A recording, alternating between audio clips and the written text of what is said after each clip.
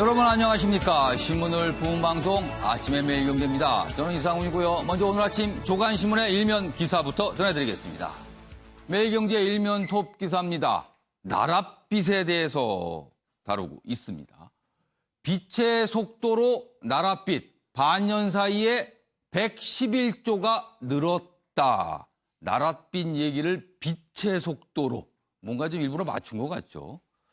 정부가 3차 추경안을 의결했고요. 어제 우리나라 정부의 재정 상태죠. 이에 대한 내용도 공개가 됐습니다. 추경은 사상 최대인 35조 이상으로 편성이 됐습니다.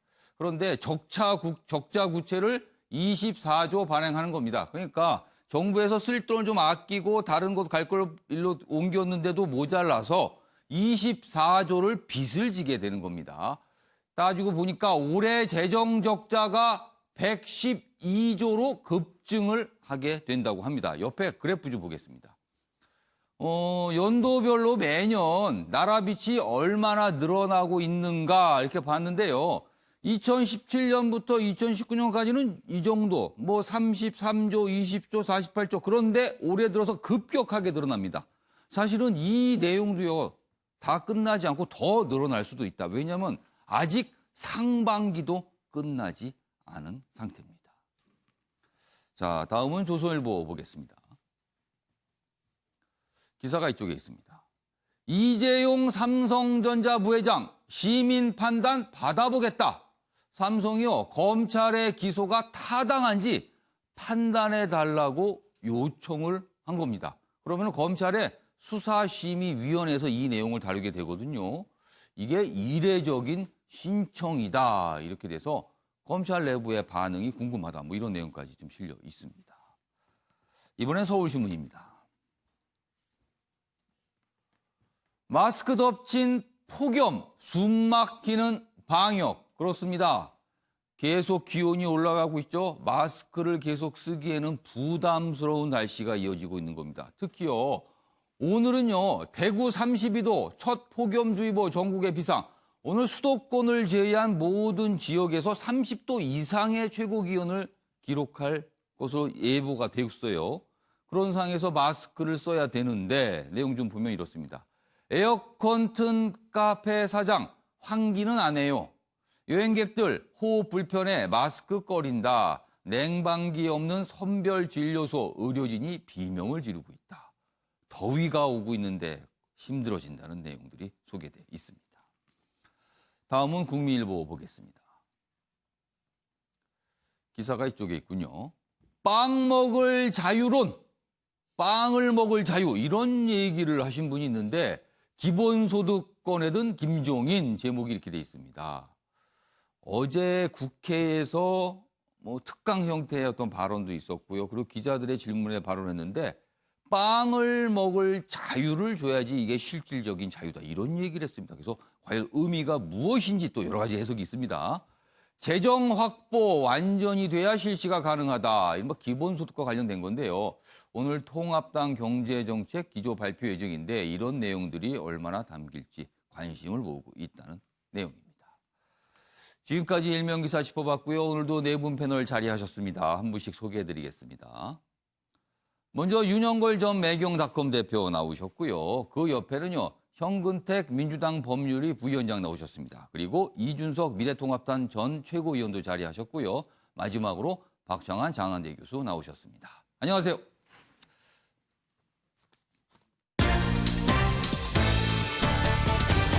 오늘 다룰 주요 이슈를 정리했습니다. 6월 4일 아침을 여는 키워드 4가지가 준비되어 있습니다. 첫 번째 키워드, 무늬만 승격, 질병관리본부를 청으로 위상을 높인다는 얘기 그동안 많이 나왔는데 확정이 됐거든요. 그런데 내용을 따져보면 무늬만 그런 거 아니냐 이런 지적이 오늘 또 언론을 통해서 다뤄지고 있습니다. 두 번째 키워드는요, 질긴 인연입니다. 집권 여당과 제1야당을 대표하는 수장들 어제 만났거든요. 그러나 그분들 시간을 멀리 돌려보면은요, 과거에 또 인연이 있었는데 이걸 악연이라고 또 언론에서는 표현을 하더군요. 세 번째 키워드는요, 21초 침묵입니다. 한 국가 정상이 트럼프 대통령과 미국 상황에 대한 질문을 받았는데 20초 넘게 답을 못하고 우물쭈물했습니다. 왜 그랬을까요? 그 내용도 준비되어 있고요. 마지막 키워드는요. 명품 광클입니다. 코로나19 여파로 면세점들 제대로 영업을 못했죠. 그래서 지금까지 쌓았던 명품 재고를 온라인을 통해서 판매를 했는데 엄청나게 많은 분들이 몰려서 구매를 하셨다. 뭐 이런 내용들이 또 준비되어 있습니다. 자, 그럼 첫 번째 이슈로 바로 출발하겠는데요. 오늘 새벽에 들어온 내용입니다. 알려드리겠습니다. 새벽에 들어왔기 때문에요. 신문 기사로는 없습니다. 그냥 뉴스로 지금 계속 올라오고 있는데 그 내용을 좀 정리했습니다. 북한 김여정 노동당 제1부부장 그리고 김정은 위원장의 친동생 실세 중에 실세로 꼽히죠. 오늘 이런 입장을 냈습니다. 대북 전단 조치 안 하면 군사합의 파기가 될지 단단히 각오해야 할 것이다. 우리에게 경고를 했습니다. 이 공고가요. 노동신문에 오늘자 노동신문에 실려 있습니다. 하나 더 보겠습니다. 대북전단 살포 관련해서 표현의 자유로 방치되면 남조선은 머지않아 최악의 국면까지 내다봐야 한다. 최악의 국면. 이거 뭘 염두에 두고 이 말을 했을까요? 지금 상당히 강한 경고를 우리에게 했습니다. 다음 내용 하나 더 보겠습니다. 자, 이 대북전단은요, 지난달 30일에 이 대북전단을 북한으로 보내는 모습이 있었는데, 대북전단, 그리고 메모리카드, 그 다음에 1달러 지폐 2,000장 등 대형 풍선에 매달아 북한으로 보냈습니다. 그런데, 김여정, 오늘 문제 삼은 노동신문에 나온 내용 중에 이 대목을 또 문제 삼았어요. 여기 사진 좀 보겠습니다. 여기 보면, 당 중앙 군사위에서 새 전략 핵무기로 충격적 행동하겠다는 위선자 김정은 이렇게 돼 있는 전단을 보냈거든요. 이 풍선에 실어서 이 얘기를 하면서 경고를 한 겁니다. 아마 북한 입장에서 위선자 김정은 지금 이런 글귀가 북한으로 넘어간 거잖아요. 아마 이런 걸 상당히 의식한 듯합니다. 그래서 오늘 새벽에 노동신문에 이런 김여정의 입장 담화가 실려 있습니다. 이 얘기 좀 해보겠습니다. 유정걸 전 대표님. 네. 김여정이 일단 나섰다는 점, 그리고 노동신문은 북한 주민들, 특히 고위 간부급들은 반드시 봐야 되는 신문 아닙니까? 그렇죠. 그렇다면 이거는 어떤 의도일까요?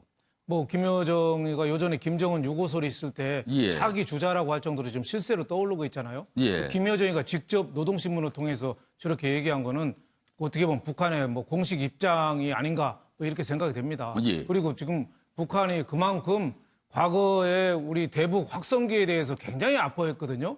지금 대북 전단에 대해서도 그만큼 아파하는구나. 이 완전히 폐쇄된 사회에서 그나마 최고 존엄물 김정은을 비판하고 예. 남한 실상을 알려주는 이 대북 전단에 대해서 굉장히 아파하는구나. 그리고 또 메모리 카드, 예. 남한 소식이나 자유 소식을 전해줄 수 있는 예. 거잖아요. 또 1달러 지폐, 1달러가 우리 돈으로 한국에서는 1,000얼마 정도 하지만 예. 북한같이 저 경제가 어려운 데서 1달러가 큰 돈 아니겠어요? 그러니까 1달러 지폐 2,000장을 저렇게 뿌렸으니까 예. 북한이 아마 그 삐라 떨어지고 돈 떨어지는 데는 상당한 어떻게 보면은 이 시민들이나 그 북한 예. 인민들이 그 동요가 상당히 있었을 거라고 저는 가만히 돼요. 그만큼 예. 이 북한은 남한이 오는 전단에 대해서 굉장히 예민한 거가 아닌가 예. 이렇게 생각이 되고 예. 그건 또 민간이 또 주도적으로 자율적으로 한 거거든요.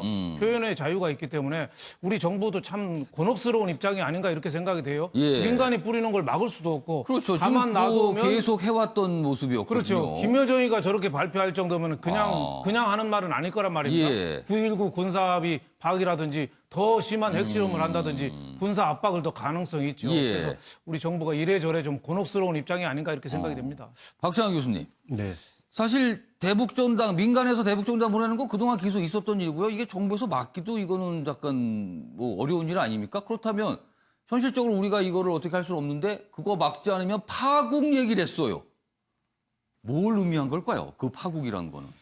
그동안에 남북한 간의 이제 그 대화 타협 이런 부분들이 문재인 정부 들어와서 좀 속도를 내는가 싶었는데 예.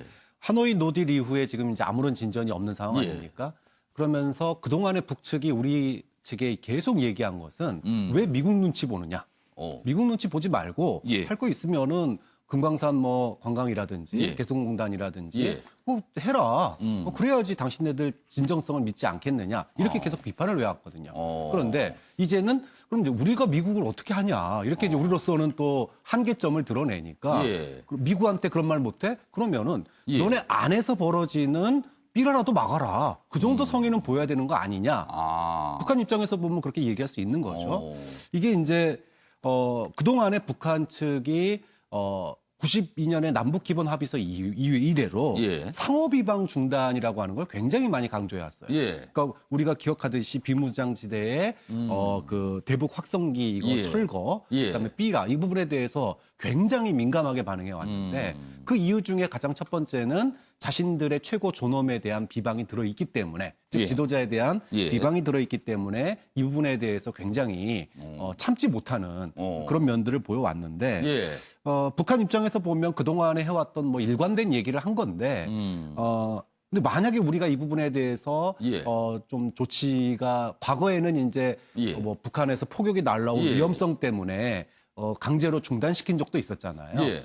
그런 뭐 일예들이 있긴 한데 예. 지금 상황에서 뭐 일상적으로 벌어지는 이 대북 삐라 발송을 갖다가 막다는 건 사실 어려운 일이거든요. 현실적으로 그건 좀 어려워 보여요. 그렇죠. 예를 들면 뭐 연평도 사건이라든지 예. 뭐 이런 게 있을 때는 예. 좀 삐라 살포가 폭격으로 이어질 수 있기 때문에 예. 자제해달라 그러면서 경찰력을 동원할 수 있지만 좀 그런 점에서는 북한이 이런 얘기를 계속 강조하는 것은 예. 남한 측에서 지금 계속 뭐 코로나 방역 협조라든지 뭔가를 좀 북한과 하고 싶어 하는데 그거 하려면 남한 측에서 최소한의 성의를 보여라. 이 정도 성의는 보여야 되지 않느냐. 예. 어떤 가이드라인을 제시한 거 아닐까 이렇게 봅니다. 그러니까 우리한테 뭔가를 좀 더 하라. 이런 표시일 수 있다. 예, 이준석 전 근데 최고위. 우리가 도와주려고 하는데 도와주기 위해서 뭘 더 해야 된다는 말이 참 생소하긴 한데 예. 하여튼간 그 대북전단 문제 같은 경우에는 예. 아까 교수님 언급하셨듯이 2014년에는 저쪽에서 고사포로 그때 대응한 적도 있고 그렇죠. 그래가지고 주민 안전에 관련된 문제다 이렇게 되어서 최근에는 접경 지역에서 주민들과 단체들이 충동을 하는 양상이 있거든요. 그런데 예전에 그 하태경 의원이 했던 의정 활동 중에 되게 황당했던 게 뭐였냐면은 예. 그 저 대북 풍선이라는 것이 무동력 아닙니까? 위로 띄워놓으면 바람 따라 다니는 건데 예. 실제로 그 지금 같은 경우에 이제 슬슬 이제 동남풍이 불 수 있는 그런 계절이 다가오고 있거든요. 대북 전단의 상당수가 지금쯤 날리는 것들이 고도가 좀 더 높아지면 북풍이 불어가지고 우리나라 지금 경계 안에 떨어지고 있는 경우들이 많거든요. 그러면 북한 쪽으로 처음에는 가는 듯 하다가 위에 올라가면 다시 너무 도로 온다는 거죠. 실제로 그러면. 연천이나 이런 데 가보면 예. 그래서 그런 게 낙하해가지고 주민들이 불만을 표시하는 경우가 더러 있습니다. 그때 하태경 의원이 기상도 갖고 나와가지고 풍향 보여주면서 말이 안 된다 이렇게 얘기도 했었는데 이번에 그런데 이 삐라 올려보내는 단체들이 주장했던 바가 뭐가 있냐면요. 예. 4월 달에 본인들이 이제 그런 계절적인 요인을 이제 배제하기 위해서인 것 같은데 드론을 날렸다고 이제 주장했어요. 드론이요? 네, 드론으로 본인들이 천장을 날려가지고 북한에 보냈다라고 했는데 그때 많은 전문가들은 그 가능성을 희박하게 봤었거든요. 근데 이번에 갑자기 이제 김여정 이 예. 갑자기 저런 말을 하는 거로 봐가지고 예. 원래는 실질적으로 지금 계절에 삐라 날려도 북한에 도달하는 계절이 아닙니다. 그런데 어떤 방식의 변화가 있었다면은 예. 그 부분에 대해서 북한이 굉장히 민감하게 생각할 수도 있다. 왜냐하면 드론을 통해서 날린다는 거는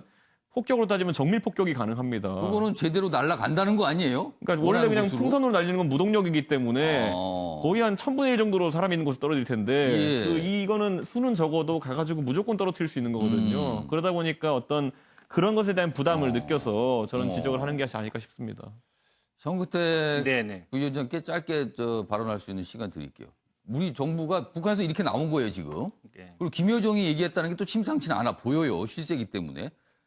우리가 뭘 할 수 있을까요, 지금 이 상황에서? 고민이 될 수밖에 없죠. 예. 예전에 아마 이게 법원에도 간 적이 있습니다. 가처분 신청이 간 적이 있는데 예. 그때도 보면 표현의 자유 인정해야 된다라고 해서 기각됐어요. 그렇죠. 그러니까 결국은 우리가 어쨌든 열린 사회이기 때문에 민주사회에서 본인들의 의사를 표현하는 것에 대해서 어떻게 보면 민간이 하는 거에 대해서 국가가 나서서 하라 말하지 못하죠. 아마 뭐 말씀하신 것처럼 그때도 문제가 됐던 게 예. 지역 주민들이 예. 뭐 만약에 위협이 있기 때문에 반대 집회를 하고 그래서 어찌 보면 이제 충돌을 완화시키는 정도까지는 했었어요. 왜냐하면 뭐 젖병지에 있는 예. 분들은 날리면은 뭐 예를 들어 위협이 되기 때문에 예. 이제 그 정도 상황은 할 수 있지만 예. 국가가 나서서 이거를 해라라 말아라 이렇게 하기는 어렵거든요. 우리는 북한이 아니잖아요. 우리는 할 수 그렇죠. 있는 나라입니다. 그런 예, 걸. 아마 근데 예. 통일부라든지 아니면 이런 데서 좀 자제해달라 권고 정도 이런 요청이 있기 때문에 자제해달라 예. 이 정도 수준이지 강제로 뭘 하기는 좀 어려운 상황이 아닌가라고 보고 있습니다. 알겠습니다. 오늘 새벽에 들어온 소식이라서 첫 순서로 좀 전해드렸습니다. 두 번째 이슈는 코로나19와 관련이 돼 있습니다. 그리고 코로나19를 앞으로 이런 유사한 질병이 발생했을 때 우리가 어떻게 해야 될 것인가. 뭐 이와 관련된 내용도 좀 있습니다. 첫 번째 기사입니다. 신규 확진 49명 가운데 48명이 수도권입니다. 그러니까 이제 수도권에 지금 집중돼서 확진자가 늘고 있죠. 그리고요, 이게 어떻게 보면 엄청난 규모의 집단 감염은 아닌데 산발적 집단 감염이 계속 있거든요. 그냥 끊이지 않고 나오고 있습니다. 그런데 이유가 있다고 합니다. 3밀입니다. 3밀. 이걸 3밀이라고 읽을까요? 3밀이라고 읽을까요? 아무튼 이 세 가지 밀자가 들어가는 어떤 현상인데 이 3밀을 타고 꾸준히 번진다는 겁니다. 3밀이 여기 설명이 돼 있어요. 밀폐된 곳, 사람들이 밀접하게 모이는 곳, 그리고 밀집한 곳. 그러니까 창문이 없이 뭔가 꽉 막힌 곳에 사람들이 가까이 있고 더군다나 많은 사람들이 있으면은 이게 꾸준히 퍼진다는 겁니다. 그래서 3밀 이거를 주의해야 된다 이렇게 설명이 돼 있습니다. 내용 좀 더 자세히 보겠습니다. 여기 보면 뭐 교회 관련 계속 늘고 있고요. 뭐 제약사 영업사원 확진, 그리고 생보사 직원 또 추가 감염 등등등 곳곳으로 좀 번지고 있는 거예요. 뭐 숫자 자체가 뭐 엄청나다 정도까지는 할 건 아니지만 계속 번지고 있습니다. 그리고 무증상 감염자 확산 부채질이다. 그리고 뭐 클럽, 물류센터 관련해서는 지속적으로 증가하고 있다. 이렇게 돼 있습니다. 이런 상황에서 어제 이제 문재인 대통령이 이와 관련된 글을 올린 거죠. 좀 보겠습니다. 문재인 대통령이 한숨 돌리나 했더니 지금 상황에 대해서 이렇게 좀 어떤 심경일까요? 이걸 밝혔어요. 수도권 집단 감염의 우려 표명. 국민 자발적인 참여가 예방 백신입니다. 조심해야 됩니다. 아직 끝난 거 아닙니다. 그렇게 돼 있는데요. 여기 좀 보겠습니다. 여기 부분입니다. 여기 보면 수도권을 중심으로 집단 감염이 그치지 않고 있다. 이렇게 좀 현상을 얘기하면서 한숨 돌리나 했더니 아니었습니다. 이렇게 얘기를 한 겁니다. 그리고 국민들 모두에게 좀 더 조심하셔야 됩니다. 아직 안 끝났습니다. 이런 내용을 당부했습니다. 그러니까 지금 빨리 뭔가를 좀 잡고 경제로 좀 갔으면 하는 이런 심정이 지금 읽혀요. 지금 여기 글을 보면은요. 자, 이런 상황에서 어제 정부가 질병관리본부 승격에 관한 내용을 발표를 했어요. 그 내용 좀 보겠습니다. 질병관리청으로 승격, 그리고 보건 담당 차관도 신설한다. 그러니까 지금 어떻게 돼 있냐면요. 보건복지부 아래에 질병관리본부가 있습니다. 본부면은 본부라는 느낌 아시죠? 어떤 게 하나의 부서 정도로 보이잖아요. 그런데 그 이상으로 해서 청으로 승격을 시킨다는 거예요. 청이면은 뭔가 독립된 기관이 되는 겁니다. 그리고 보건을 담당하는 차관을 별도로 또 만들겠다 이렇게 돼 있습니다. 자, 일단 뭔가 정부에서 움직이고 있구나, 노력을 하고 있구나 이렇게 보입니다. 내용 좀 더 보면요. 자, 질병관리청은요, 인사와 예산, 조직, 독자 권한을 행사합니다. 그리고 감염병 관련 정책 집행도 할 수가 있게 됩니다. 뭔가 권한을 갖게 되는 거예요. 그리고 예산도 독자적으로 쓸 수 있다는 겁니다. 그리고 국립감염병 연구소도 신설하는 방안.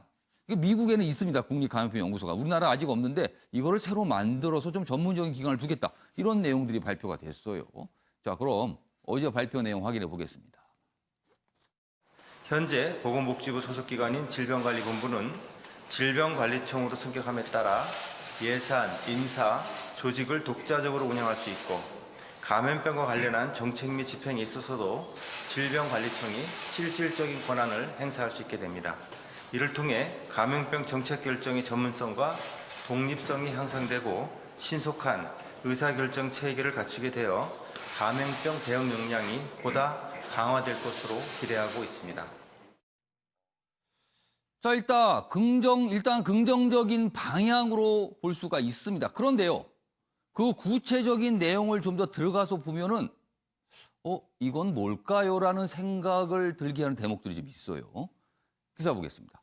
먼저 여기 사진 보시면 정은경 질병관리본부장 사진인데, 지금 이 질병관리청이 되면 초대 청장으로 정은경 본부장 가능성이 있다. 이런 얘기가 계속 나왔죠, 그동안. 그리고 다시 또 거론이 되고 있습니다. 자, 이 기사 내용 좀 보겠습니다.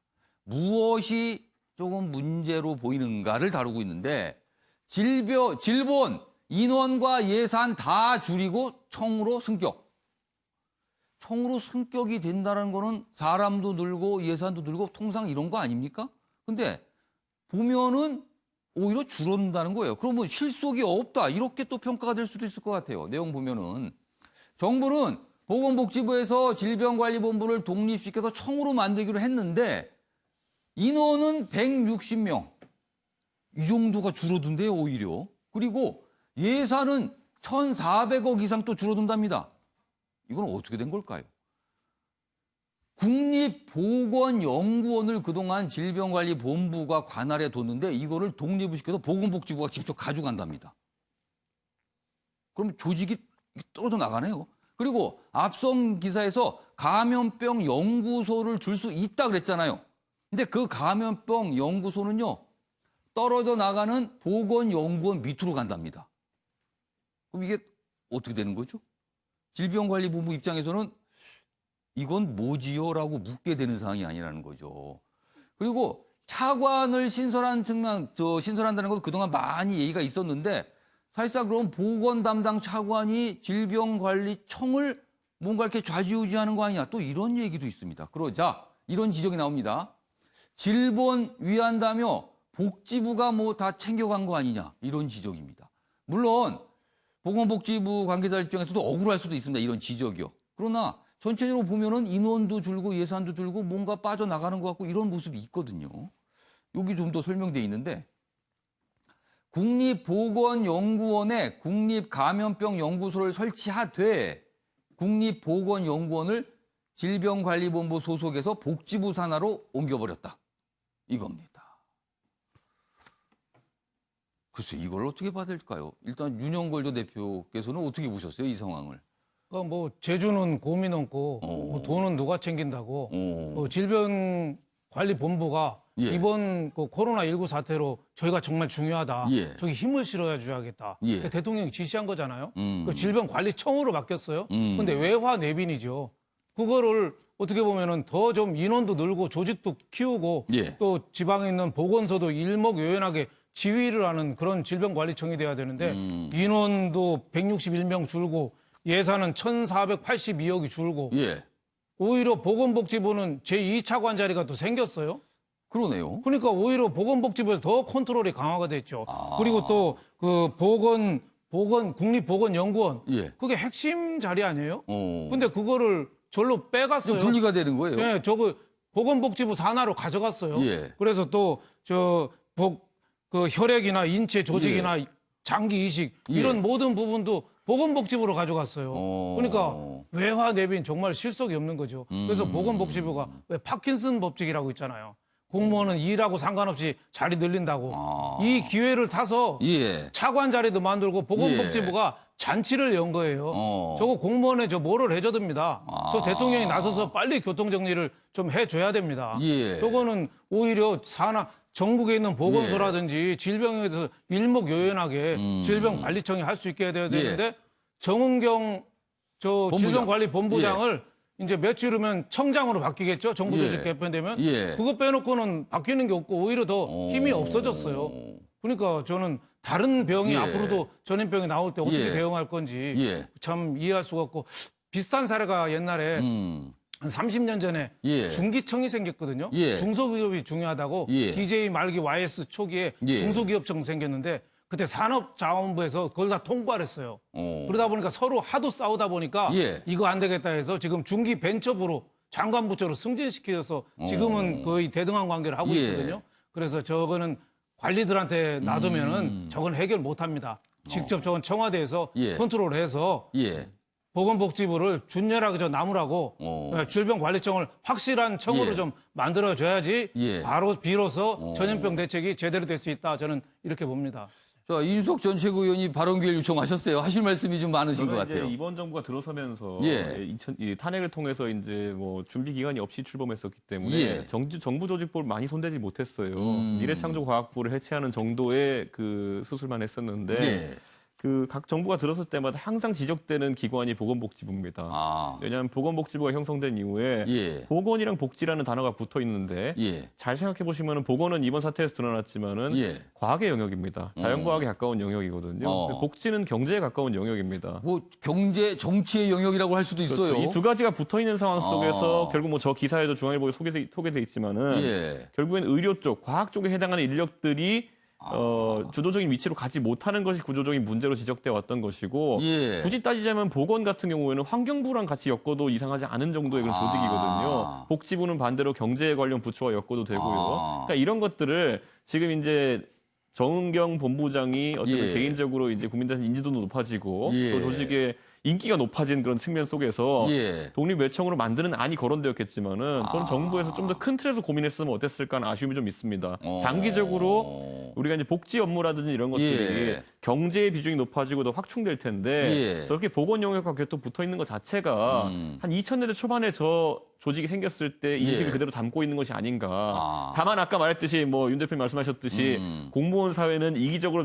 작동할 수밖에 없기 때문에 자신들이 커리어를 쌓은 조직이 해체되고 분할된다는 것에는 예. 항상 거부감을 가지고 있고 더 커지기만 바라거든요. 예. 그래서 저는 이런 거야말로 이제 정부 조직에 대한 개혁이 아닐까 생각해서 정부가 좀 고심해봤으면 좋겠습니다. 정구택 네네. 부위원장께는요, 뭐 같은 내용인데요.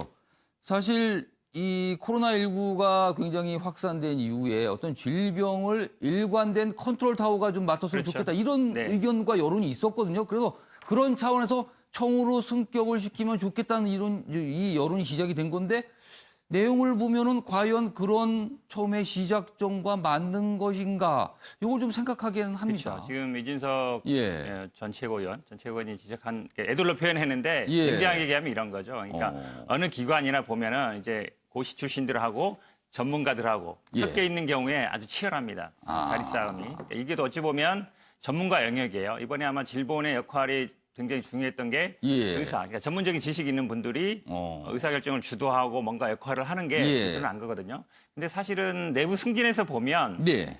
이런 어떤 전문가들이 승진하는데 한계가 많습니다. 지금 보면. 그러니까 이 복지부에도 여러분 말씀하신 것처럼 그동안에 쭉 어찌 보면 승진이라든지 자리를 해왔던 어쨌든 행정고시 출신이나 이런 분들이 굉장히 많은데 그런 분들이 어찌 보면 이게 좀 떼주기 싫다 그럴까요? 그러니까 독립하는데 좀 약간 그런 뭐 견제라든지 이런 게 예. 좀 있는 것 같아요. 그러니까 아마 그런 거는 제가 보기에 물론 지금까지는 질본이라든지 복지부에 예. 의사 출신들이 그렇게 많지는 않은 걸로 알고 있어요. 자리도 많지 않고. 근데 갈수록 아마 이 전염병이 하루아침에 끝날 건 아니잖아요. 예. 그렇게 본다 그러면 이런 분들을 계속 들어오려 해야 되는데 물론 이제 그 급여라든지 아니면 대우라든지 아니면 승진이라든지 어느 정도 보장해야 들어오죠. 왜냐하면 예. 뭐 기본적으로 밖에서 수입이 더 많으니까 예. 들어갈 이유는 없거든요. 그러면 아마 이런 부분 고민해야 될 것 같아요. 제가 보기에 그런 분들을 뭐 사무관으로 채용한다든지 아니면 더 예. 높은 직위로 한다든지 예. 아니면 급여를 더 올려준다든지 하면서 이걸 점점 더 전문가 위주로 꾸려갈 수밖에 없다. 근데 저는 약간 지금은 약간 예. 과도기적인 상태인 것 같아요. 이걸 독립할 때 물론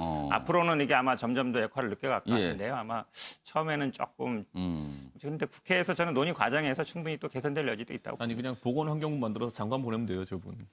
그게 훨씬 당장에 아마 이게 뭐 그냥 안 본부에서 띄어서 그냥 이게 다른 곳하고 합해도 된다 지금. 본부에서 바로 뭐 이렇게 예. 그 장부를 만들긴 쉽지 않고요. 보통은 예. 본부에서 그다음에 소방청도 그렇잖아요. 보건 소방본부에서 업무 전반을. 소방청하기 때문에 뭐 정부 조직을 그렇게 한 번에 바로 격상시킨 두 단계나 뛰어넘기는 쉽지 않을 거예요. 사실 또 이게 법을 또 손질해야 되는 상황이기 때문에 박지한 교수님, 네. 지금 세 분께서 굉장히 호되게 질책을 해주셨어요. 지금 이 상황에 대해서. 박지한 교수가 혹시 보시기에 정부가 이런 결정을 한 것 중에서 혹시 뭐 이해할 대목을 좀 보셨어요? 혹시 이거는 좀 그래도 이해가 된다. 이런 대목을 찾으셨어요? 뭐 억지로 이해를 해보자면 억지로 이해를 해보자면 일단 인사권을 줬으니까 예. 지금 질본안에 국장이 6명이 있는데 이 중에 4명이 보건복지부에서 파견 나온 사람입니다. 아. 과장 5명도 대부분이 그렇고. 그럼 관료네요. 그렇죠. 거기는. 그다음에 역학조사관 이것도 복지부에서 파견해요.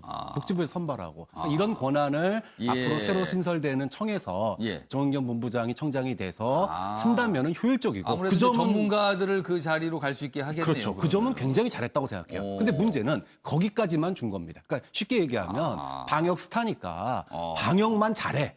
실권은 우리가 가져갈게요. 핵심은 인원하고 예산이 줄어든 건 국립보건연구원 이거를 가져간 거거든요. 이게 빠져나가 이렇게 분리가 가져가면서 되면서 핑계가 뭐였냐면 여기에 이제 국립감염병 연구소라든지 이런 것도 새로 생길 텐데 예. 이거 하려면은 예산과 예산에 대한 행정 재정 지원이 돼야 된다. 그런데 신설청에서 그거 끌어올 수 있겠느냐? 이거예요. 그러니까 이른바 소위 백업 기능을 청에서 할 수 있는가 이런 이유입니까 그러면? 그러니까 기존의 보건복지부는 그런 인맥들이 다 돼 있고 행정 관료들이 예. 많으니까 우리가 가져가서 행정적, 재정적 지원을 해줄게 이건데 부처 간의 이기주의죠. 행정적, 재정적 지원하는 건 너무나 당연한 일이에요. 그러니까 부처 이기주의 속에서 예. 방역만 방역청에다 넘기고 나머지는 자기가 가져온 거거든요. 보건복지부가 좀 그런 점에서 예. 과거에 청와대가 뭐 컨트롤 타워냐, 보건복지부가 컨트롤 예. 타워냐, 질본이 컨트롤 타워냐 했을 때 예. 협조는 너무 당연한 건데 당연한 것을 갖다가 마치 권리인 것처럼 이해하는 게 이번 보건복지부의 이해할 대목을 좀 찾아보시라고 했는데 역시 호되게 질책을 좀 해주시네요 지금. 그만큼 일관된 예. 아니 국립감염병연구소가 만들어지면 예. 당연히 질본청에서 봐야 되는 거 아닙니까? 너무나 당연한 상식인 것 같아요. 그러니까 오늘 많은 언론들이 아니 뭐 청으로 승격인데 내용이 왜 그래요라고 지금 기사들이 묻고 있어요 지금요. 아마 이거 국회 쪽에서도 아마 이런 내용이 좀 파악이 되고 뭔가 논의가 있을 것 같기도 합니다. 지금 이 상태가 과연 옳은 것인지 아니면 뭔가 더 추가적인 손질이 필요한 건지 얘기가 나올 것 같습니다. 이번에는요 3명의 인물을 준비했습니다. 사진으로 소개가 돼 있는데 각각 사연과 이야기가 담겨 있습니다. 첫 번째 인물이요. 이 정치권 소식 전해드릴 때 많이 나오는 인물입니다. 김종인 미래통합당 비대위원장인데요. 오늘은 어떤 사연이 있을까요? 보겠습니다. 32년 악연 이해찬 찾아간 김종인. 이해찬 더불어민주당 대표죠. 임기가 올해 8월까지입니다. 뭐 좀 남아 있어요. 그리고 김종인 비대위원장.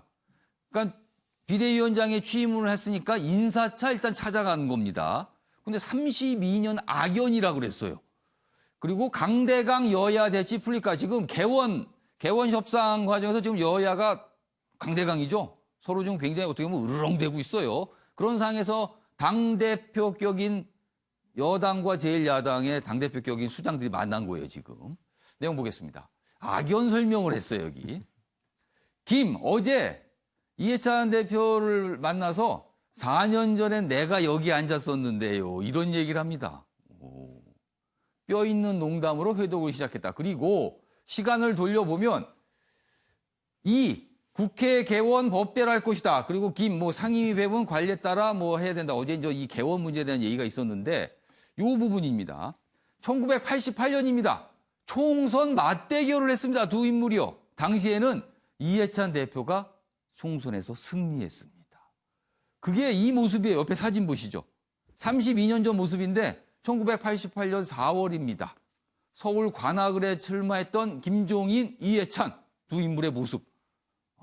여기 보면 김종인 위원장은 당시 40대, 이해찬 대표는 당시 30대. 지금 보니까 젊네요. 32년 전 사진까지 있습니다. 이런 인연이 있었어요. 그리고 2016년에는 당시에 더불어민주당 비대위 대표를 맡고 있었어요. 공천권을 행사했습니다.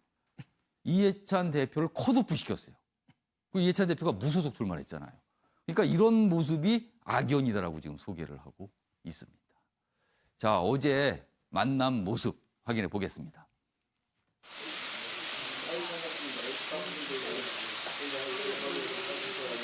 (4년) 전에는 내가 이 자리에 앉아 있었던 거예요. 제일 중요한 게 지금 개원 문제인데 우리 이 대표께서 칠선에 지금 의회에 가장 관록이 많으신 분이니까 과거의 경험을 보셔가지고 빨리 이 정상적인 개원이 될 수 있도록 좀 협력을 해주십시오. 20대 국회까지와는 좀 다른 모습을 이제 21대 국회에서 보여줘야 서로 간의 정치가 신뢰를 받는 건데 마침 이번에 중요한 비대위원장을 맡으셨으니까 새로운 모습을 더군다나 이제 여러 가지 경험을 많이 하셨기 때문에 저희는 기대를 많이 하고 있습니다. 박찬원 교수님, 언론에서 질긴 인연이라고 묘사를 하고 있어요. 그러니까 32년 전에 총선에서 격돌을 했고, 그다음에 2016년에는 각각 비대위 대표와 뭐 후보자로서 했는데 컷오프를 시켰고, 그리고 또 어제 두 인물이 만났는데 그 자리가 4년 전엔 제가 거기 앉았는데 이런 얘기까지 나올 정도예요. 인연치고는 참 질기다고 할까요? 묘하다고 할까요? 이거 어떻게 보셨습니까?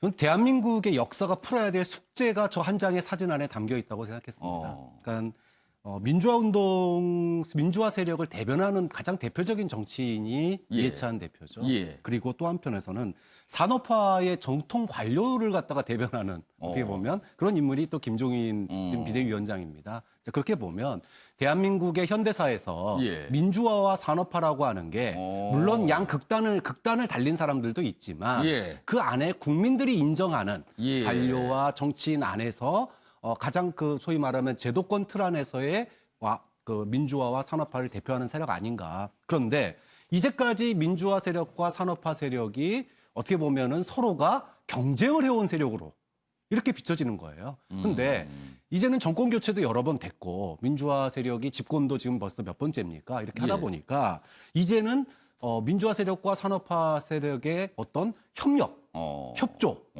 이것이 돼야 되는 거 아닌가라고 하는 저 사진이 예. 즉 시대의 패러다임이 이제는 과거의 산업화냐 민주화냐 이걸 예. 넘어서서 포스트 코로나 시대에 국민을 위해서 여야로 나뉘어져 있지만 서로 머리를 맞대야지 풀 수 있는 그런 어떤 대한민국의 숙제를 보여주는 거 아닌가 싶어서 참 풀어가야 될 숙제가 정치권이 풀어가야 될 숙제가 바로 저게 아닌가 싶습니다. 그러니까 그동안의 어떤 긴장관계, 갈등관계였는데 민주화 산업화가 이제 좀 손을 잡아야 될 때가 아닌가. 그거를 보여주는 장면으로 해석을 해 주신 거예요. 이런 모습으로 또 보인다는 겁니다. 자, 이런 상황에서 김종인 위원장 어제 당내에서 몇 가지 이야기를 좀 했습니다. 그 내용 좀 다뤄보겠습니다. 진보의 어젠다인 기본소득, 보수 구원투수가 던졌다. 그러니까 원래 이 주제는 진보 영역에 속한다고 했는데 이거를 먼저 던진 거예요.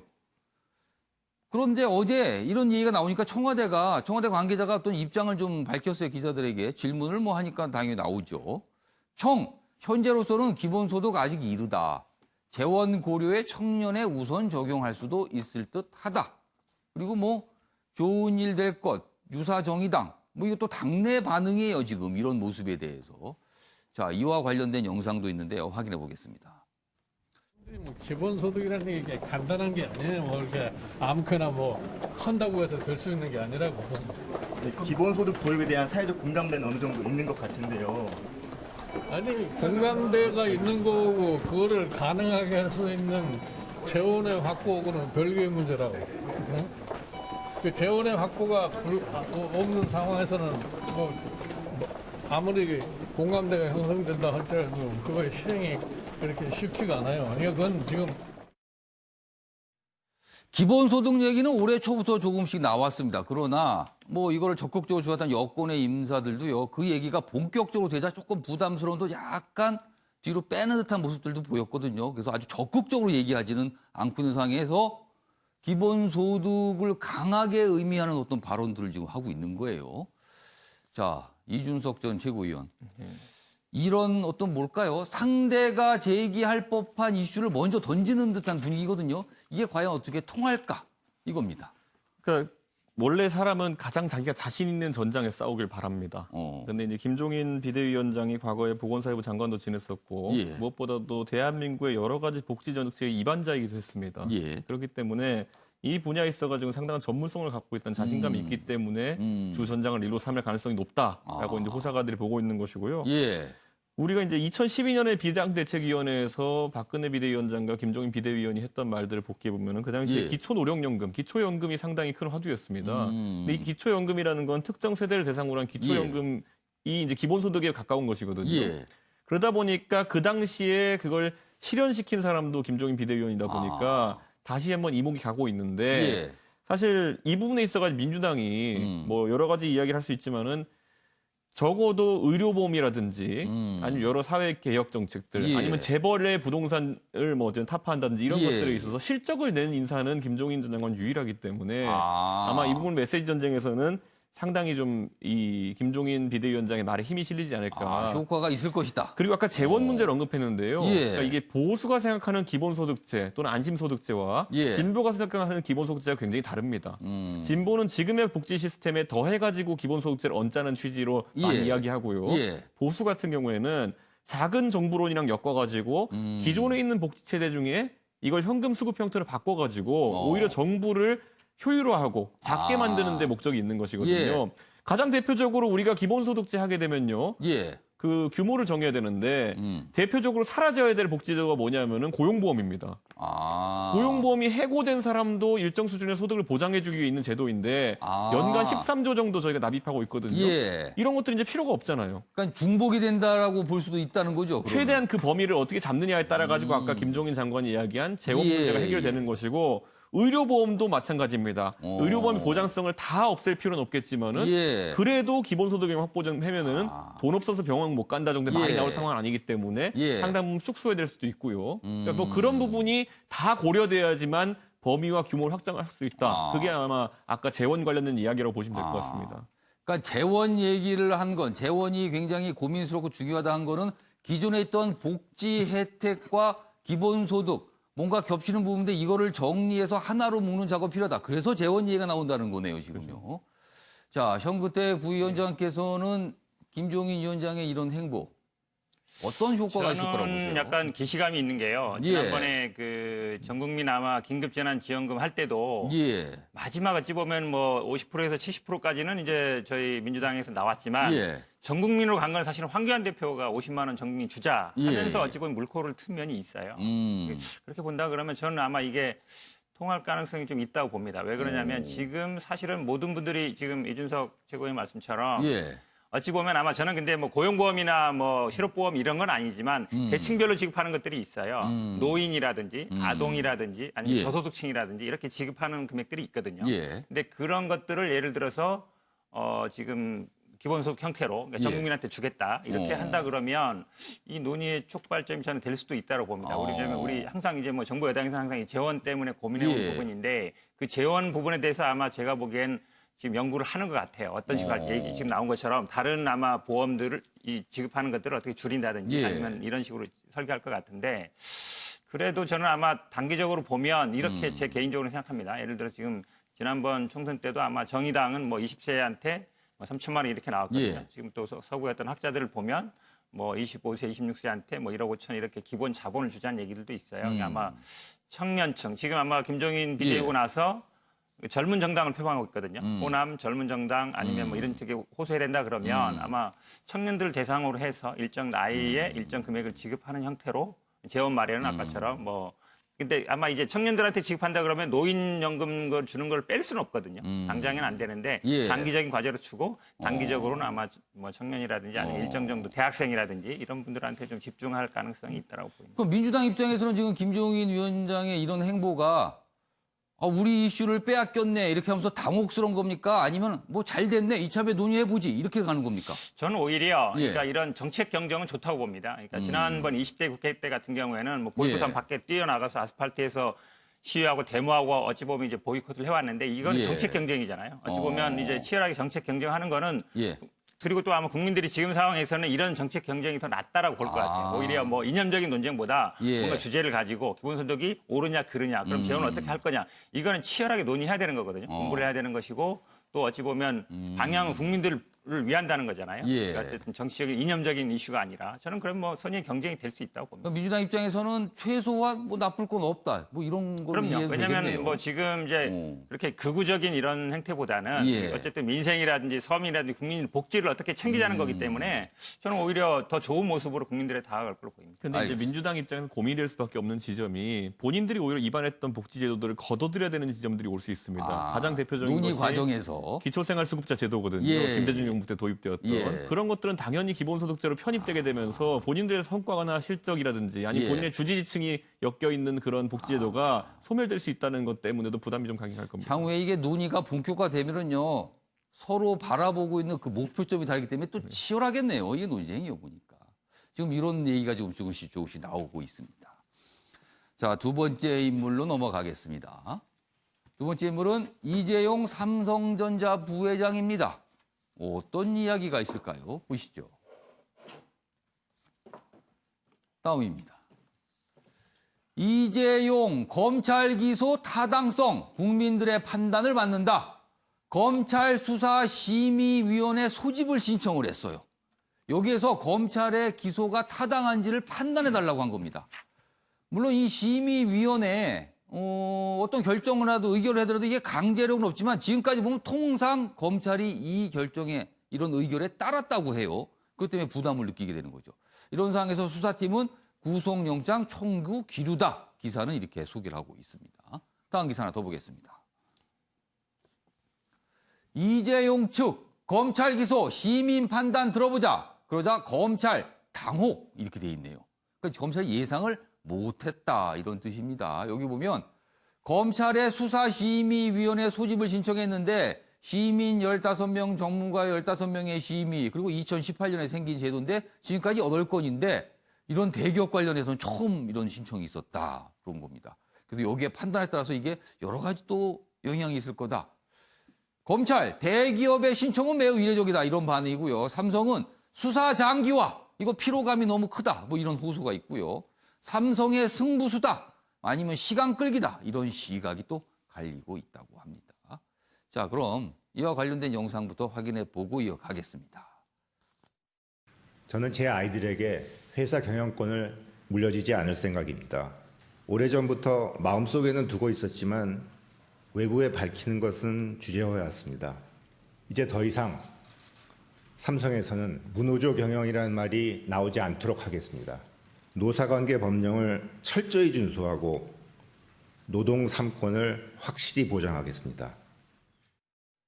자, 이 사안이 삼성물산과 제일모직 합병 과정에서 여러 가지 얘기들이 있었죠. 그리고 그와 관련돼서 어떤 문제가 발생을 했고 검찰이 그와 관련해서 수사를 하고 기소를 하고 이런 과정이 있었습니다. 근데 그거에 대해서 다시 판단해달라. 기소가 맞는지 이런 얘기입니다, 지금요. 윤영관 전 대표께서는 어떻게 보셨어요, 이 상황?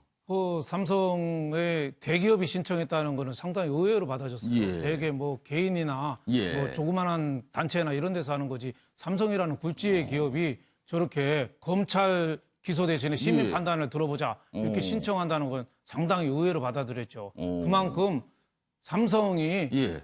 첫째는 다급하다. 마지막 카드를 뭔가라도 좀 써봐야겠다. 왜 그러냐면 지금 검찰이 1년 8개월 수사를 하고 많은 임원들 이재용 부회장 최근에 2번 소환해서 조사했잖아요. 예. 근데 이제 결과물을 내놔야 되는데 예. 기소를 하는 쪽으로 지금 분위기가 조금 감지가 그런 얘기가 되고 나오고 있어요. 그렇죠. 검찰이 1년 8개월 했는데 만약 기소를 안 하면 너희들 왜 기소도 못할 거면서 기업을 그렇게 괴롭혔냐. 이런 여론이 나올 거잖아요. 기소로 가는 것 같으니까 예. 막다른 카드가 아니냐. 그리고 삼성으로서는 믿져봤자 본전이죠. 네. 가만히 있어서 하는 것보다는 뭔가 했는데 예. 믿져봤자 저 손해볼 건 없는 거죠. 그러니까 검찰 판단 대신에 예. 시민들의 의견을 좀 들어보자. 네, 시민들은 그래도 삼성이 또 총수가 자칫해서 기소돼서 구속까지 가는 사태가 나면 경영진 공백이 되면 국가 경제에 좋지 않은 거 아니냐. 예. 이런 여론까지도 좀 반영할 수 있는 거 아니냐. 뭐 이런 생각이 있는 거죠. 예. 지금 쟁점은 두 가지입니다.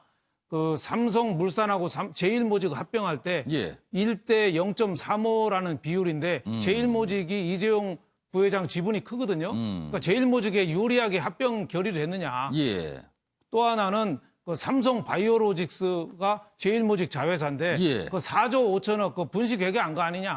이 두 가지 갖고 지금 수사를 받고 있거든요. 예. 근데 막다른 지금 골목에서 막다른 선택을 한 거로 보여집니다. 근데 이제 이게 빨리 결론이 나기는 좀 어렵죠. 전문가만 해도 그 150명에서 250명이 예. 수사 기록만 한 10,000쪽이 된대요. 그거 어떻게 다 보겠어요, 일반 시민들이? 그러니까 시간을 일단은 좀 늦춰보고 예. 또 다른 대안을 좀 강구하자. 뭐 그런 고육지책이 예. 아니냐 이런 생각이 듭니다. 그러니까 뭐 기사에는 승부수냐 아니면 시간 끌기냐 뭐 여러 가지 시각이 가린다 그러는데 현구택 부위원장께서 이제 네. 법조인이시니까 앞으로 절차가 어떻게 진행이 되는 겁니까? 그럼? 이게 좀 생소할 텐데요. 2018년에 생긴 제도입니다. 왜 예. 생겼냐면은 이제 뭐 검찰이 마음대로 기소하는 거 아니냐 이렇게 생기면서 어찌 보면 미국에 보면 이제 대배심이라는 게 있잖아요. 그래서 예. 기소할지 말지를 정하는데 예. 일본에 이 제도가 있습니다. 일본에 어찌 보면 심의위원회가 있는데 절차는 이렇습니다. 이게 각 지검의 시민위원회가 있어요. 여기서 대검 심의로 보낼지 말지를 결정을 합니다. 예. 먼저 거기 보면 이제 정해져 있어요. 한 30페이지 이내 서류를 주고 각 지검에서 할 때는 질의응답은 없습니다. 그냥 서면으로 심사하는데 대검에 보내면은 지금까지 8번 했는데 8번 다 의견을 따랐습니다. 이렇게 예. 본다 그러면 거기서는 이제 한 150명에서 250명 중에 무작위로 추려서 15분 정도 추리는데요. 예. 그때는 서면도 간략하게 내지만 질의응답도 합니다. 양측 변호인이라든지 아니면 검찰 측에서 예. 와가지고 또 진술도 할 수 있고요. 그렇게 해서 결정을 하는데 제가 만약에 변호인이라 그러면 이럴 것 예. 같아요. 아마 기소는 불가피하다 그러면 예. 구속은 좀 피해 보려는 생각 아닌가라는 생각이 들어요. 왜냐하면 법리적으로 굉장히 어렵습니다. 예. 그분들이 뭐 물론 이제 학계라든지 뭐 법조계도 있지만 시민단체, 문화예술계 예. 여러분들이 있어요. 그렇게 본다면 이분들은 아마 감정적인 호소를 나올 가능성이 있죠. 이렇게 예. 지금 뭐 굉장히 뭐 세계적인 경제 위기에 이런 상황이 있는데 대기업 총수를 꼭 구속해야 되느냐 이렇게 나오면 제가 보기에 아마 심의위원들도 흔들릴 가능성이 있어요. 일반적인 뭐 법적으로는 제가 보기에 뭐 구속 사유가 된다 하더라도 내가 어디 도망가겠냐 이미 증거 다 나왔다. 그리고 지금 경제가 어렵고 지금 어찌 보면 경제가 살아나고 있는데 예. 구속까지 할 필요 있느냐. 이렇게 세 가지 정하거든요. 기소할지 말지, 구속할지 말지, 아니면 수사를 계속할지 말지. 아마 제가 본다 그러면 그런 전략으로 간다 그러면 아마 승부수를 띄운 건 맞는 것 같습니다. 왜냐하면 일반 시민들의 평가를 받는 거라서 그리고 이게 아마 대검에서 이거를 지난번 8번은 다 따랐는데 예. 만약에 이번에 불구속 기소해라 이렇게 나왔는데 안 따른다. 예. 그것도 쉽지 않거든요. 그동안에 어쨌든 관행상 따라왔기 때문에 예. 그런 전략인 것 같고 제가 보기에는 뭐 충분히 할 수 있는 만들어놓은 제도기 때문에 그걸 예. 이용한 거라서 대기업이 처음 했느냐 말았느냐 그렇게 중요하지는 않은 것 같고 이게 어찌 보면 기소 배심제로 가는 중간 단계일 수 있어요. 지금 우리 법원에서도 이제 배심제를 하고 있지만 예. 기소가 안 되거든요. 예. 말로는 이제 법에는 어떻게 되냐면 그 주임 검사는 그걸 존중해야 된다 그랬어요. 사실은 뭐 따라야 되는 건 아니지만 예. 그래서 그 존중이라는 의미가 어느 정도 좀 관례상 굳어진다 그러면 앞으로 우리가 대배심제, 그러니까 예. 기소 여부를 시민들이 결정하는 그런 어떤 중간 단계에서의 그런 역할도 할 수 있을 것 같습니다. 그러니까 최소한 구속까지 가는 걸 막기 위한 어떤 승부수일 수 있다. 지금 현구택 변호사시잖아요. 그러니까 지금 변호사가 그렇게 해석을 해주신 거예요. 이게 그런 의미가 있어 보인다라고. 상황이 이제 진행이 될 텐데 지켜보도록 하겠습니다. 자, 세 번째 인물 보겠습니다. 트리도 캐나다 총리입니다. 굉장히 젊은 총리, 뭐 이런 걸로 유명했어요. 근데 왜 나왔을까요, 오늘은요? 내용 보겠습니다. 트리도, 휴. 뭐죠? 이 얘기를 못하고 계속 한숨 쉬고 이랬다는 거예요. 21초간 쩔쩔맨 까닭은 무엇일까? 이 트리도 총리가 기자회견 중에 기자들이 트럼프 대통령 그리고 미국의 이 시위 상황에 대한 질문을 받았는데 견해를 물었어요. 근데 말을 못하고 침묵을 하고 있었다는 겁니다. 왜 그랬을까요? 영상으로 준비했습니다. 확인해 보겠습니다. But we do have Donald Trump now calling for military action against protesters. We saw protesters tear gas yesterday to make way for a presidential photo op. I'd like to ask you what you think about that. And if you don't want to comment, what message do you think you're sending?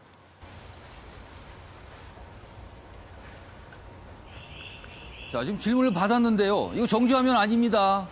실제 갑니다. 입이 움직이죠? 말을 못하고 있어요. 하죠? 이제 한숨도 나옵니다. We all watch in horror and consternation what's going on in the United States. It is a time to pull people together, but it is a time to listen. It is a time to learn what injustices continue despite progress.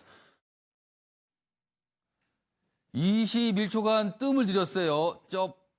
하면서. 그리고 한 게 우리 지켜보고 있다. 뭐 원론적인 얘기를 하고 이제 끝납니다. 그만큼 질문이 어려웠다는 거죠. 지금요 말하기가. 박찬 교수님. 네. 트리도 총리의 이 반응, 트럼프 대통령에 대한 비판입니까? 아니면 동조입니까? 어떻게 해석하셨어요?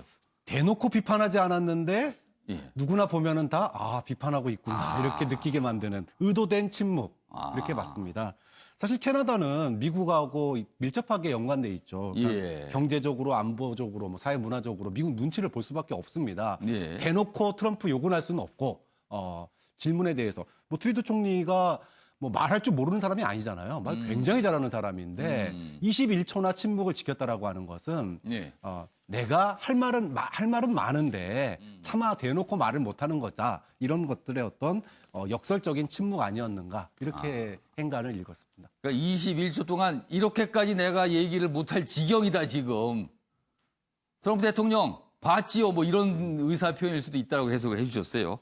자, 이런 상황에서 미국 시기 상황 좀 간단하게 짚어보겠습니다. 좀 이런 일들도 있어요. 여기 보면 미국 폭력 시위 선동한 배우는 안티파 가장한 백인 우월 단체. 얼마 전에요. 트럼프 대통령이 그랬잖아요. 지금 이 시위의 배후에 안티파라는 극자 세력들이 있다. 이거 테러 조직으로 규정한다. 이랬거든요. 그리고 대대적인 뭔가를 할 듯한 분위기였는데 알고 보니까 이게 백인 우월 단체랍니다. 그럼 미국에서 극우 단체 아닙니까? 가짜가 등장한 거예요. 가장을 했어요. 트위터에 가짜 계정이 있었는데 이게 삭제했다는 겁니다. 이 트럼프 대통령이 이거 뭐 어떻게 되는 겁니까? 그러면은 가짜 뉴스를 알린 셈이 된 거잖아요. 결과적으로. 지금 이런 모습도 있고요. 다음은 우리 교민들과 관련된 얘기입니다. 보시죠. 한인 상점 99곳이 털렸다. 그저 지켜볼 수밖에 없습니다. 눈물을 흘리고 계십니다.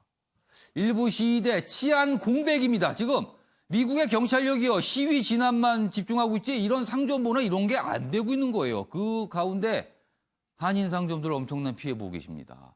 흑인 상대 업종이 많아 피해도 많고 주방위군 한인 상권에 배치가 안 됐답니다. 경찰은 약탈 다 끝난 다음에나 온답니다. 체크하러 오는 겁니까?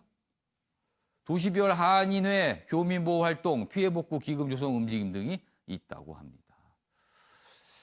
자, 이와 관련된 영상도 있는데요. 확인해 보겠습니다. 흑인들을 상대로 하는 뷰티 서플라이 잡화점과 신발 가게, 핸드폰 가게, 약국, 컴퓨터 관리 가게들이 포함되어 있고요. 다운타운 복판에 지금 투입되어져 있고요. 저희 이 치안과 약탈 행위가 일어나는 이 부분에 대해서 특별히 보조하고 있지는 않은 것으로. 자, 미국 생활 경험이 있으신 이준석 전 최고위원. 미국 경찰 지금 시위 진압을 굉장히 강경하게 하는 걸 알고 있습니다. 근데 이런 상점 보호 안 합니까? 제가 지난주에도 이 과잉 진압 문제가 될 것이라고 제가 얘기했었는데 예. 이번에도 보면 이제 그 상점 보호라고 하는 것이 예. 이게 매번 나올 때마다 한국인 상점들 같은 경우 보호가 안 된다 이런 지적을 항상 하고 있는데 지금도 또 나왔어요. 왜냐하면 보통 한국인 상점들이 그 다른 일반적인 상점과 다른 지역에 위치한 경우가 굉장히 많습니다. 왜냐하면 상권을 독립적으로 형성하게 되어 있는 경우도 있고 보통 판매하는 물품들이 뭐 소수인종이나 이런 사람들의 좀 각광을 받는 측면도 있어가지고 치안력이 부재한 곳에 있는 경우가 있거든요. 그러다 보니까 사실 우리 LA 폭동 때도 이런 문제가 많이 이제 부각되었지만은 우리 교민들이 자체적으로 어떤 이런 그 보안 행동 또는 방어 행동을 해야 되는 상황들이 있어가지고 이제 안타까운데 지금 아마 지금 지역 사회에서 그 방어를 받지 못한다는 이 판단을 하는 교민들이 많아서 제보를 이제 하고 있는 거 보이는데 실질적으로 흑인들 같은 경우에도 그런 취약점을 잘 알고 LA 폭동 때도 이제 많이 왔던 것이고 이번에도 비슷한 일이 반복된다는 것이 굉장히 안타까운 그런 상황입니다. 이 상황에서 우리 외교당국이 미국 측에 뭔가 호소를 하고 당부를 해도 이게 통할지 모르겠어요. 지금 미국이 과연 통제가 되고 있는 건가, 관리가 되고 있는 나라인가, 지금 이런 의문까지 있잖아요. 근데 저희가 이제 살펴봐야 될 것이 우리 외교당국이 우리 교민이라고 표현하면 보통 거기에 유학 간 학생들과 이런 뭐 시민권자 다 포함해서 이제 포괄해서 이야기하는데 시민권자에 대해서는 사실 우리 외교공간을 살 수 있는 것이 전무합니다. 그거는 또 어떻게 보면 또 간섭으로 또 볼 수도 있겠네요. 그렇죠. 그렇기 때문에 이게 참 우리가 심정적으로 교민들과 다 있기 때문에 이런 뉴스도 하고 하는 거지만 사실 저는 강하게 미국 정부에서 우리 참정권을 그 미국의 참정권을 가진 우리 교민들이 계속 강하게 요구해야 되는 그런 사안이 아닌가. 실제로 캘리포니아 같은 경우에는요. 아까 필라델피아 한인 회장이 나오셨는데 캘리포니아 같은 경우에는 어떤 특정 지자체에서는 한인 인구의 비율이 10%를 넘어가는 곳들이 있다 보니까 그런 곳들은 그 지자체에서 예. 굉장히 한인들의 이해관계를 해결하기 위해서 노력을 많이 합니다. 다수기 때문에, 많은 숫자기 때문에 그러네요. 가장 대표적인 것이 그래가지고 미국의 그 위안부 소녀상들이 설치된 곳들을 보면은 예. 한인 인구 비율이 굉장히 높은 곳들 위주로 설치돼 있습니다. 그 정도로 예. 우리가 이제 그 교민들도 정치 참여를 하게 되면 바뀌는 것인데 예. 미국에서는 아직까지 그게 좀 부족한 곳에서는 저런 좀 불합리한 일도 당하는 것 같습니다. 여러 가지 상황이 지금 이 바탕에 좀 깔려 있군요. 이 상황들이에요. 자, 이번에는요. 댓글을 소개해드리겠습니다. 아침에 매일경제는 유튜브 채널을 통해서도 생중계되고 있죠. 많은 분들이 보시면서 댓글을 올려주고 계신데 오늘도 몇 가지를 좀 뽑았습니다. 먼저 첫 번째 댓글은요. 대북 전단과 관련해서 올려주신 댓글인데요. 대북 전단 그만해라. 단순한 해법인데 이게 참 만만치가 않은 상황입니다. 이런 댓글 올려주시고요. 미사일이나 핵실험하려는 핑계로 보인다. 김여정의 담화, 이 내용에 관한 내용. 그리고요. 질병관리청으로 승격한다. 이 기사 지금 다뤘는데요. 의견을 주셨네요. 질병관리본부를 청으로 승격시키면 인원과 예산을 늘려야지 왜 줄이나? 청으로 승격, 독립기관으로 만들었으면 보건복지부는 업무가 줄어드니까 인원을 늘릴 필요가 없는데 왜 그러세요? 이렇게 의견을 주셨습니다. 헛된 질타가 담겨 있습니다. 정치권 지금 금태섭 전 의원 이슈로 굉장히 뒷말들이 많습니다. 계속 이어지고 있어요. 이 내용 좀 다뤄보겠습니다. 첫 번째 내용은 금태섭 징계, 헌법과 상충, 여당 내에서 커지는 마찰음이다. 지금 뭐 징계를 거둬야 된다는 주장, 그리고 뭐 아니다라는 주장 뭐 맞서고 있고요. 금태섭 전 의원은 표결 이후 징계, 이거 유례가 없다. 그리고 이해찬 대표는 말 보탤 필요가 없다. 진화에 나서는 모습까지도 있습니다. 다음 기사 하나 더 보겠습니다. 소신 칭찬 하루 만에 당 떠나라. 금태섭을 저격한 김남국 의원, 조선 의원입니다. 뭐 표리부동한 모습이다. 무소속으로 활동해야 된다. 이런 입장을 보였는데 그 전날 어떤 언론 인터뷰가 있었는데 거기서는 약간 좀 다르게 얘기했어요. 여기 있습니다. 금태섭 전 의원, 뭐 박용진 의원이 초선 때 소신 있는 목소리를 냈기 때문에 우리 당이 정책 결정을 하는 과정에서 합리적인 방향으로 결정되는 면이 있었다고 생각한다. 배워야 될 자세다. 뭐 이런 취지의 얘기를 했는데 그 다음날은 떠나라. 표리부동. 이렇게 하니까 이게 어떻게 된 건가. 어리둥절하다. 이런 반응들이 있었습니다. 자, 그럼 이 주제와 관련해 지금부터 빈칸 채우기를 좀 해보겠습니다. 패널 분들이 상상력을 좀 발휘하는 순서인데요. 보시죠.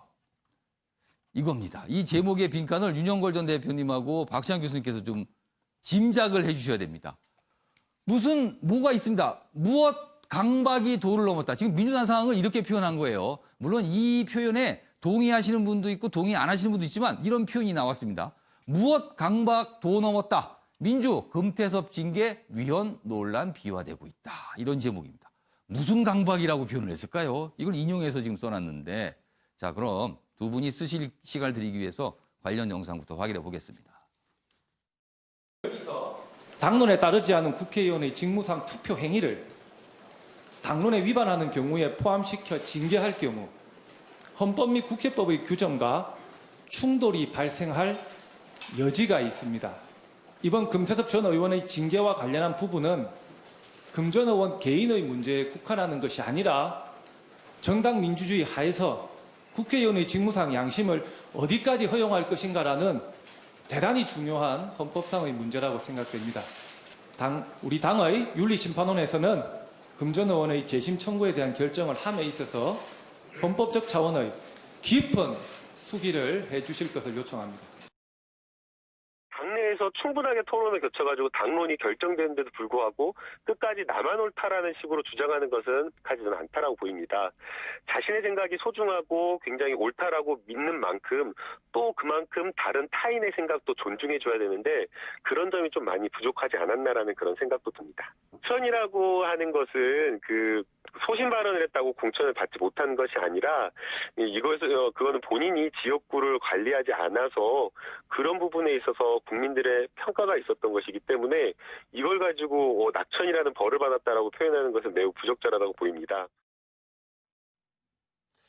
네, 뭐 영상까지 확인해 봤는데요. 무슨 강박이 도를 넘었다. 지금 상태를 이렇게 묘사를 하고 있어요. 먼저 박시환 교수님께서는 강제당론이라고 쓰셨습니까? 그러니까 강제당론 강박이 도를 넘었다. 이렇게 보신 거네요. 뭐 표면적으로도 강제당론이지만 이번 총선에서 민주당에서 가장 많이 한 얘기 중에 하나가 원스피커였습니다. 원스피커. 하나의 목소리. 그러니까 여당과 청와대가 한 목소리를 내자. 원보이스가 아니고 원스피커였습니까? 그렇죠. 그래서 다른 목소리 내지 마라. 이거였어요. 총선 때는 필요한데 이게 도를 넘어섰다. 그러니까 그것이 강제당론이라고 하는 걸로 포장이 되고 또 그렇게 압박이 돼서 딴소리 못하게 하는 이게 좀 너무 도를 지나친 거 아니냐. 어떻게 당내에서 이견이 없을 수가 있습니까? 이견이 있을 수 있죠. 근데 그 이견을 갖다가 뭐 반대표를 던진 것도 아니고 그냥 기권했는데 거기다가 이미 공천에서 탈락한 경선에서 탈락한 사람에게 한다. 이거는 좀 강박 아니냐 진짜. 하나의 목소리를 내야 된다라는 게 너무 도가 좀 지나친 거 아닌가 싶습니다. 윤영걸 전 대표께서는 단일대오 강박 도넘어. 단일대오는 민주화 운동 당시에 많이 썼던 단어 아닙니까? 그렇죠. 일사불란하게 해야 된다는 건데 그렇게 일사불란하게 하면은 한 당에 국회의원 한 명씩이면 되지 않을까요? 미래통합당 한 명, 더불어민주당 한 명씩만 해도 되잖아요. 똑같이 아까 박시환 교수님께서 말씀하신 원스피커가 그런 뜻이 되나요? 그렇죠. 그게 헌법하고 국회법에도 위반되잖아요. 개인의 양심에 따라서 국익에 우선하게 판단하는 거잖아요. 그것도 당규 이거 차원을 넘어선 헌법 위반이에요. 골프는 로컬 룰이 우선이죠. 골프는 PGA 룰보다 그 골프장에 있는 룰이 우선이에요. 그 그런 지역 겁니까, 원래? 그렇죠. 근데 국회의원을 골프장 온 손님도 아니고 저렇게 마구 하면 안 되죠. 링컨도요. 수정헌법 13조 남북전쟁 중에 통과시킬 때 공화당 의원 설득하는 게 더 어려웠어요. 민주당 의원보다. 막바지까지 반대하는 20명을 끝까지 설득했거든요. 저는 이게 민주주의에 상당히 위험할 수도 있다. 앞으로 계속 뭐 통일해서 간다는 건데 그 심정은 이해가 가지만 민주주의의 위기가 될 수 있다 이런 생각이 듭니다.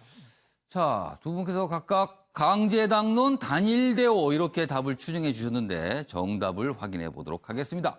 무슨 강박 도 넘었다 이런 판단이거든요. 보여주세요. 단일대오군요. 윤영걸 전 대표님께서 혹시 신문을 보고 오신 거 아닐지 모르겠네요. 굉장히 어려운 답으로 추정이 됐었는데 아무튼 맞춰주셨습니다.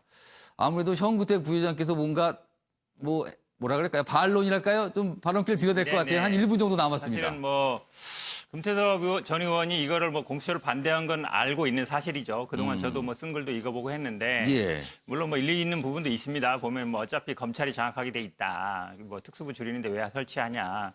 세계 유례 없다 이러는데 저는 아마 이 공수처가 얼마나 중요한지 그거를 잘 망각하지 않아 봅니다. 왜냐하면 이 공수처 20대 국회에서 민주당이 가장 1번으로 신경 썼던 법이 공수처법이에요. 지난 20년간 만들려고 했던 법이고요. 어찌 보면 선거법, 그러니까 위성정당 만들기 전에 어찌 보면 선거제로 갔을 때 최소한 10석 이상 손해본다고 했음에도 불구하고 했던 것도 사실 의석수 10석 이상과도 바꿀 수 있을 만한 법이었거든요. 그렇게 중요한 법이었는데 그거를 본인이 소신하고 반대한다, 아니면 기권했다. 저는 참 이해하기 어렵고요. 지금 계속 당은 당규만 말씀하시는데 더 중요한 거는 우리 헌법에도 보면 정당의 자유가 있습니다. 정당 내에서 하는 거기 때문에 정당의 자유도 헌법이 보장되는 거다. 그렇게 본다 그러면 당은 당규와 헌법 문제로 볼 건 아니다라고 봅니다.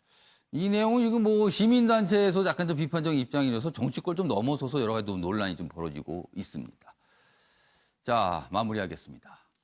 어제 동지가 오늘은 경쟁자가 되는 정치인들의 질긴 인연, 앞서 기사로 소개해드렸는데요. 우리도 매일 수많은 사람들과 이런저런 인연을 맺고 살아갑니다. 이왕이면 악연보다는요, 좋은 인연이 좋을 겁니다. 왜냐하면 언제 어디서 다시 그분을 만나게 될지 모르기 때문입니다.